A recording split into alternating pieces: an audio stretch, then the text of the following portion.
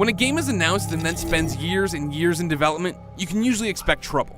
I Am Alive is not the exception to that rule. Originally announced in 2006, the third-person post-apocalyptic action game is limping to the digital marketplace right now. And wow, is it not worth your money. Hey, you! You lost your way? The game opens about a year after the event. Some kind of earthquake that rocked the entire country and produced a cloud of dust that'll kill you if you get caught in it. You're an Ashton Kutcher-looking everyman, and you've just made it back to your hometown of Haventon. You'll spend the next 4 to 5 hours exploring the wasteland in hopes of finding your wife and daughter. That sounds like a heartwarming story, but I Am Alive loses touch with it pretty quickly. You get to your old house right away and then start a bunch of fetch quests unrelated to your family.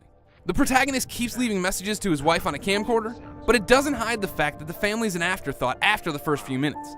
I Am Alive's graphics are notably dated. The character models are stiff and awkward. You need to carry a girl named May for a while and she just suctions to your back like a bag of sand. And that fog shows up to white out the screen and make for a really boring and annoying visual experience. Hey! No, please.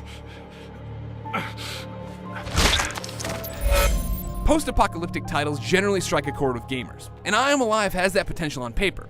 Resources are limited in Haventon, so even though you have a gun early on, you're likely to only have one bullet for quite some time. This means assessing threats when you find them and bluffing your behind off. I love that in theory, but I Am Alive doesn't make it work. When machete-wielding dudes are running at me, I can stop them by drawing my gun.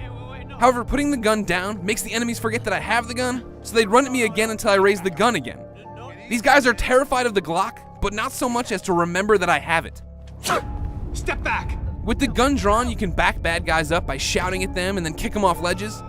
But yelling at them for a good 20 feet to get them into the right position doesn't exactly suspend the reality of how ridiculous this move is. Our protagonist can use his machete to slit throats and stab dudes, but those actions are wonky looking and don't have any real impact.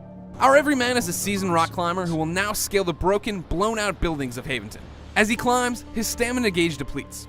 Again, cool idea, but the fact that you can pop a canned food item to re-up your gauge takes away the terror.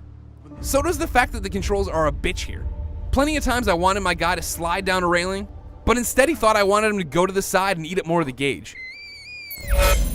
It's been almost a year now since the event. Only took me 4 hours to fly out east. In the time it took to make I Am Alive, the video game industry passed the project by.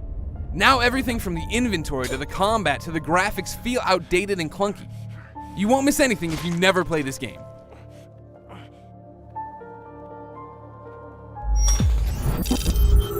For information on earthquakes, keep waiting for California to break off and float into the ocean. For more on I Am Alive and every other game you should avoid, check out IGN.com.